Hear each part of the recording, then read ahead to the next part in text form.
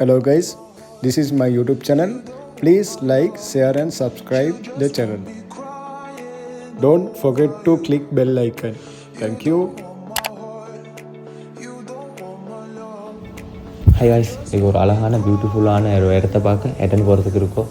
எட்டன் போகிறதுக்கு பஸ் ஏறணும்னு பார்த்தா சரியான க்ரௌடாக அடித்து பிடிச்சி ஒரு ஜன்னல் சீட்டை பார்த்து உட்காந்து டிக்கெட் எடுத்த 428 போச்சு. கஷ்டப்பட்டு ஜன்னல் ஓரத்து சீட் ஒன்று பிடிச்சோம். காரணம் என்னன்னு சொன்னால், எட்டன் போக்கில் அழகான வியூ இருக்குன்னு சொன்னாங்க. அதை பார்த்து என்ஜாய் பண்ணிட்டு போகலன்னு சொன்னாங்க. அதனாலே ஒரு சீட்டை பிடிச்சிக்கிட்டோம். அப்படியே தலையை வெளியே போட்டு வந்து பார்த்தா, நான் நினைக்க சரியாக அவிசாவளைக்கிட்ட வர போக்கில் சரியாக ரப்பர் தோட்டம் ஒன்று இருந்துச்சு. அந்த ரப்பர் தோட்டத்தை அப்படியே பார்த்துட்டு வரப்போக்கில் சரியாக கிரிங்கத்தின்ட்ட பெரிய ஃபாரஸ்ட் ஒன்று இருந்துச்சு. அந்த ஃபாரஸ்ட்டை வந்து ஃபுல்லாக மரத்துங்களில் தான் கவர் பண்ணியிருந்துச்சு. அந்த ஃபாரஸ்ட்டை வியூவை பார்க்க போக்கில் வேறு லெவலில் இருந்துச்சு. இந்த வியூ வந்து அதை பார்த்து நான் நல்லா என்ஜாய் பண்ணிட்டு வந்தேன். ரிட்டனுக்கு வந்து வர்றதுக்கு காரணம் என்ன, அங்கே மெயினாக வந்து தேயிலை தோட்டங்கள் இருக்குன்னு சொன்னாங்க. நான் பார்த்ததில்லை, இப்போ தான் பார்க்குறேன். சரியாக வடவலை பாஸ் பண்ணிட்டு வரப்போக்கில் பெரிய தோட்டங்கள் இருந்துச்சு, தேயிலை தோட்டங்க. அந்த தோட்டங்கள் எங்கே இருந்துச்சுன்னு பார்த்தா பெரிய பெரிய மலைங்களில் தான் இருந்துச்சு. அந்த வியூவே பியூட்டிஃபுல்லாக இருந்துச்சு. அப்படியே அந்த வியூவை பார்த்துக்கிட்டு அப்படியே வந்துட்டு போக சரியாக நினைக்கிறேன். ஹெட்டனூருக்கு அப்போ தான் வரும். ஹெட்டனூருக்கு என்டர் ஆகி எங்களோட ரிலேஷன் ஒருத்தவங்களோட ஊர் இருக்குது. அங்கே அவர் வீட்டுக்கு போயிட்டு நைட் ஸ்டே பண்ணிட்டு சாப்பாடு ஒன்று அடித்தோம். சாப்பாடு வந்து சூப்பராக இருந்துச்சு. திங்ஸ் கொஞ்சம் தேவைப்பட்டுச்சு. அது வாங்க ஹெட்டன் டவுனுக்கு வந்தோம். ஹெட்டன் டவுனுக்கு வந்து பார்த்தா ஹெட்டன் டவுனும் கொழும்பு மாதிரி தான் இருந்துச்சு. என்ன ஒரு விஷயம், சூடு மட்டும் இல்லை. அதோட வீட்டுக்கு வந்து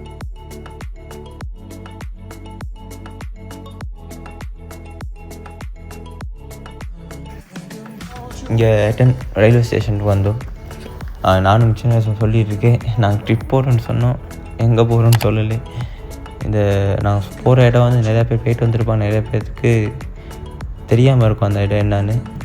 நான் சொல்கிறேன், ஹோட்டன் பிளேஸ்ன்னு சொல்லுவாங்க. ஹோட்டன் பிளேஸ் அந்த இடத்துக்கு தான் போகிறோம்.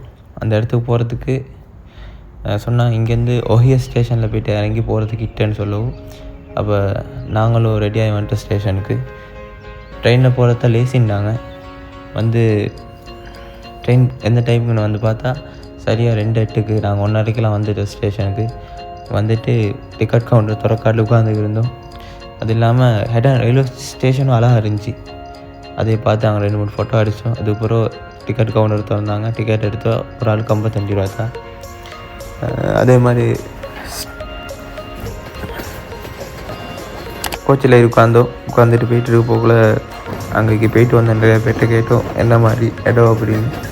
கேட்டப்போ நிறைய பேர் சொன்னாங்க, நல்லா ஃபோட்டோ அடிக்கிறதுக்கு வீடியோ செய்கிறதுக்கு நல்லா அழகான இடம் ஒன்று தான்.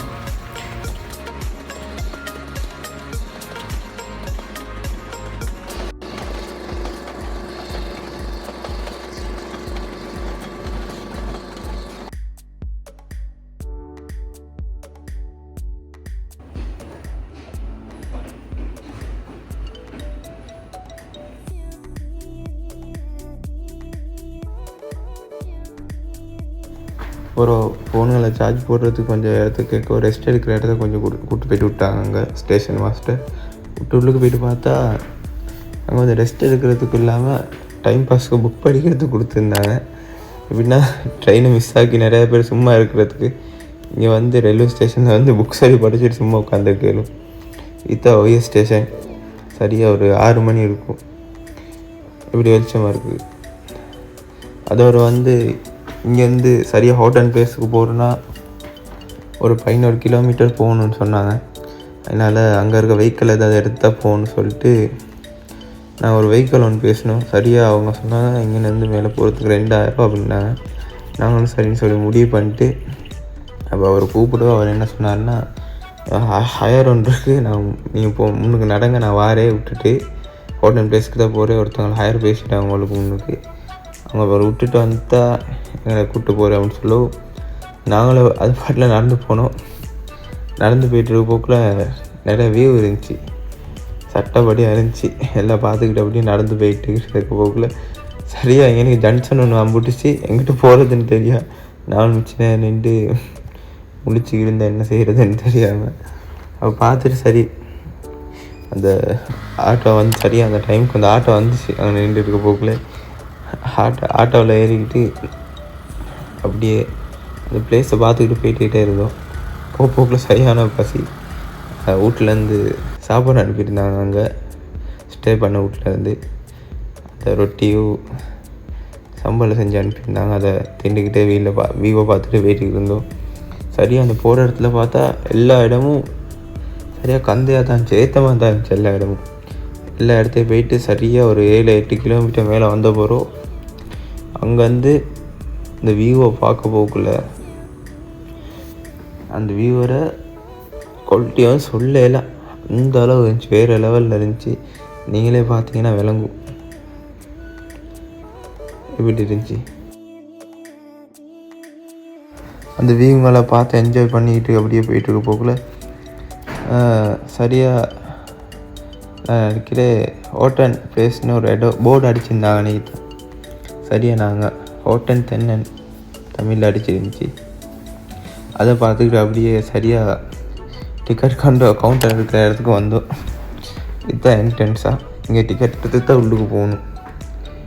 சரியாக உள்ளுக்கு போய்ட்டு டிக்கெட் எடுக்க போக்கில் அவங்க எல்லாம் செக் பண்ணாங்க, ஐடென்டிட்டிலேருந்து எல்லாம் செக் பண்ணிவிட்டு சைனெல்லாம் எடுத்தாங்க. சைனெல்லாம் எடுத்துகிட்டு நாங்கள் டிக்கெட்டை வாங்கிக்கிட்டு அப்படியே வந்தோம். சரியாக டிக்கெட்டை விலை எவ்வளோன்னு பார்த்தோன்னா 150 ரூபா மாதிரி தான் வந்துச்சு. அதெல்லாம் வெட்வாரியெல்லாம் சேர்த்து சரியாக 400 ரூபா வந்துச்சு டிக்கெட்டுக்கு மட்டும். ஒரு ஆளுக்கு டிக்கெட்டில் எடுத்துகிட்டு வீட்டில் ஏற போக்குள்ள அவர் நிறைய விஷயம் சொன்னார். வீல் ஓட்டுறவர் அந்த இடத்த பற்றி. அதே மாதிரி அந்த ஆட்டோ டிரைவர் சொன்னார், இந்த மரங்கள்லாம் 1000 வருஷம் பழமையான மரங்கள்னே. என் கிளைமேட்டுக்கு ஏற்ற மாதிரி சரியான பனி, அந்த பனிக்கு ஏற்ற மாதிரி கூட அவசரம் போகாதுங்களா அந்த மரங்கள் எல்லாம் ஒரே லெவலில் கட்டையாக தான் இருக்குமா இந்த மரங்கள் எல்லாத்துக்கும்.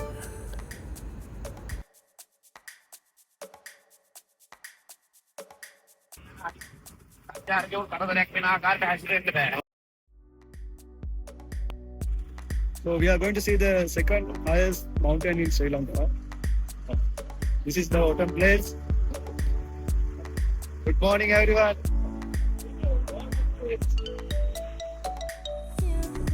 මෙතන තනිකර තන්නක් තියෙන්නේ. ඔව්. මෙතන තමයි ලෙපර්ඩ් ඉන්නේ ගොඩක් නේ. ඔතන එහාට.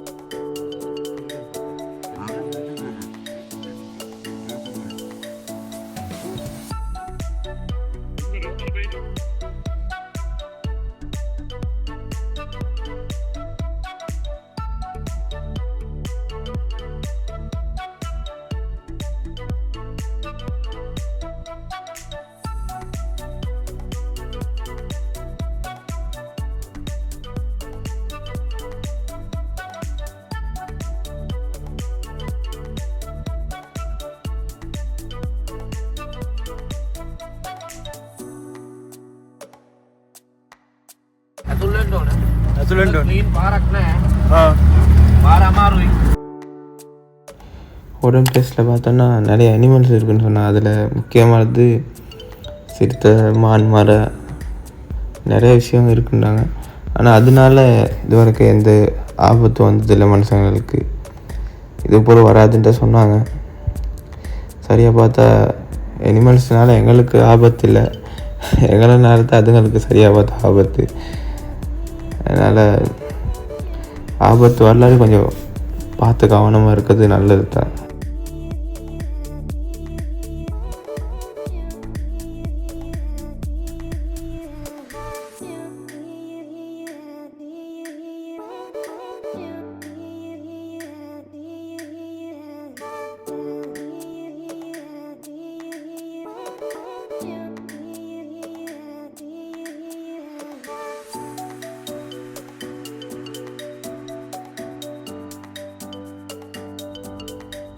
கைஸ் இப்போ ஃபைனலாக ஹோட்டல் பிளேஸ்க்கு வந்தாச்சு.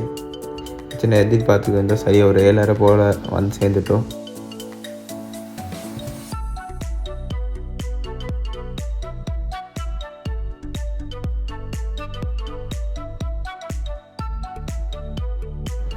அதே மாதிரி ஹோட்டல் பிளேஸ் பார்க்க வரவங்க வந்து மார்னிங் வரது பெட்டராக இருக்கும். அப்போ தான் வியூ மேலே கொஞ்சம் பார்த்துக்கிறேன். இப்போ ஹோட்டல் பிளேஸுக்கு வந்தாச்சு. வந்து எனக்கு மெப் ஒன்று கொடுத்துருக்காங்க. என்னென்னா ஹோட்டல் பிளேஸ் எப்படி போயிட்டு எங்கிட்ட வருது, யாராவது அங்கிட்ட காணா போயிட்டீங்கன்னா அதுக்கு வந்தால் கொஞ்சம் பார்த்து ஃபோட்டோ நடத்தி வச்சுக்கோங்க, லேசியாக இருக்கும். நாங்கள் நினச்ச மாதிரி வந்தாச்சு. ஹோட்டல் பிளேஸ் பார்த்தீங்கன்னா வேறு லெவலில் இருக்குது. இந்த மாதிரி பிளேஸ் ஒன்று வாழ்க்கையில் யாரும் பார்த்துருக்க மாட்டாங்க. இந்த மாதிரி பிளேஸை மிஸ் பண்ணாமல் எவ்வளோ பேர் இருந்திருப்பாங்க. அதே மாதிரி காய்ஸ் எப்படி காய்ஸ் இந்த மாதிரி பாருங்க, சுற்றி நீங்களே பார்த்தீங்கன்னா விளங்கும்.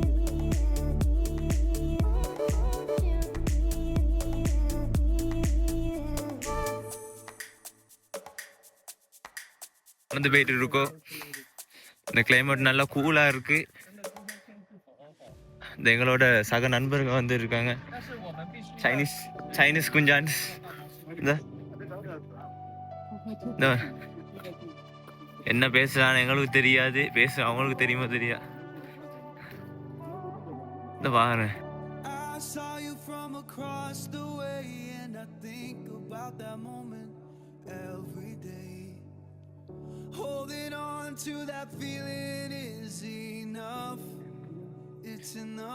இந்த மாதிரி இடத்த நீங்க வந்துருக்கீங்க இது வர காட்டிலே. இதை பாருங்க, நாங்கள் செய்யறதெல்லாம் செய்ய வேணாம்னு சொல்லி போட்டிருக்காங்க இங்க.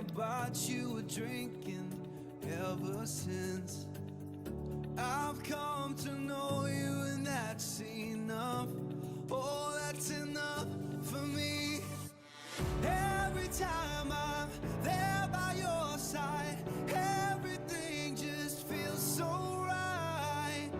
Every minute, every second, all memories I'll keep my whole life.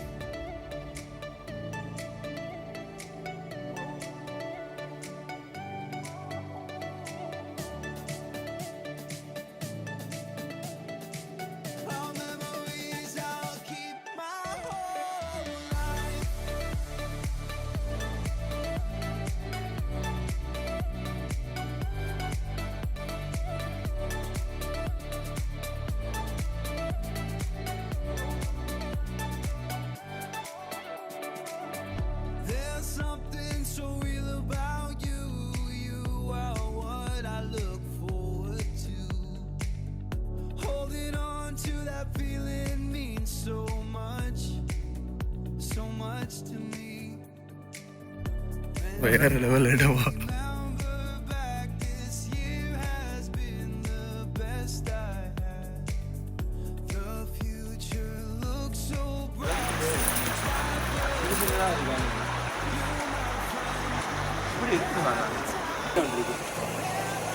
What a clean water.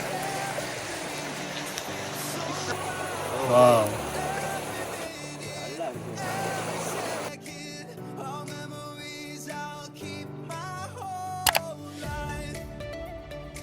லேக்க பார்க்க போகல, தண்ணி குளிர்ச்சியா இருக்கு. என்ன விஷயம், இறங்கி குளிக்க இயலாது.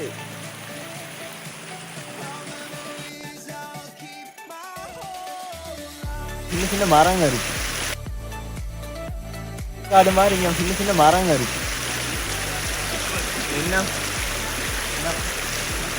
இதெல்லாம் இந்த பனிக்கு வந்து பனியோட அட்ஜஸ்ட் ஆன மரங்கள், மிச்சம் அவசரம் போகாது. இன்னும் ஒரு திருத்தன் வருமானு அந்த அச்சத்தில் பயத்தில் போயிட்டு இருக்கு. என்னது அதங்களை வந்து பார்த்துட்டு நடந்து போகிறது. நானும் உண்மைக்குமே சொல்லணும்னா நான் ஜூவில் தான் கிட்டே காண்டிருக்கேன் சிறுத்தவண்ணி. இந்த மாதிரி காடொன்னில் சிறுத்தவண்ணு ஃபுல்லு மேயதை நான் காணணும், அதுதான் என் ஆசை. நான் கொஞ்சம் ட்ரக்கில் இருக்கேன் இன்றைக்கி. So you can see the foreigners also, they are moving.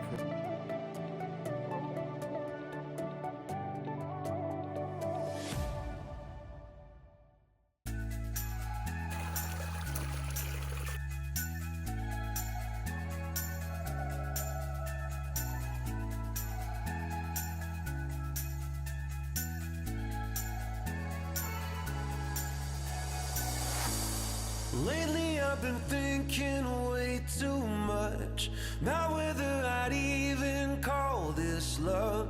I'm always in my head, you're always on your phone. It never seems to feel right. No plane is in the sky, no help is on වගේ සුන්දර තැනක් ඇවිල්ලා ඇත්තටම ඔයගොල්ලෝ බලන්න එන්න ඕනේ. මේ වගේ තැනක් ඇවිල්ලා ඇත්තටම සෙන්ට්‍රල් ප්‍රොවින්ස් එකේ තියනවාද කියලා හිතන්න බෑ. can't imagine actually. ඇත්තටම අපි මෙතනට ආවේ ඉල්ල එන්ජොයි කරනවට වඩා නේචර් එක විඳින්න තමයි ආවේ අපි.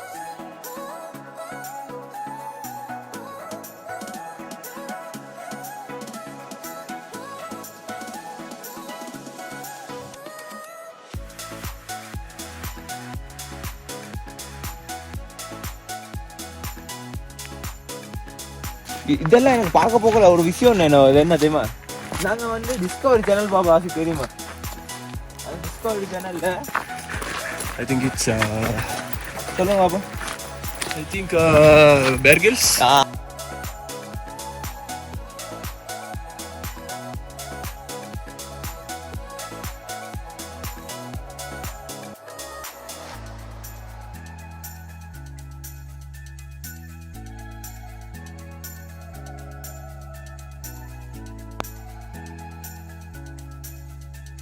பார்த்தீங்கன்னா இந்த வாருங்க மனுஷருங்க செய்யற வேலை ஒரு இயற்கையான இடத்த நாசமாக்குறதுன்னு அந்த யோசிச்சு பாருங்க.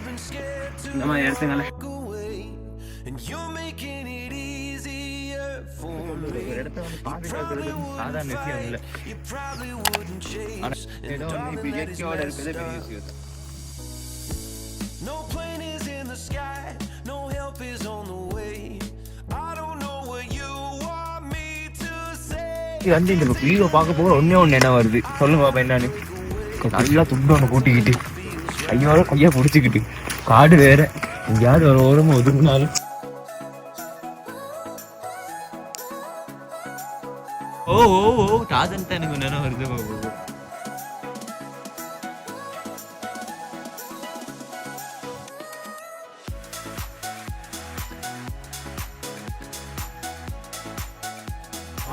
நஷ்டம் கேக்குது.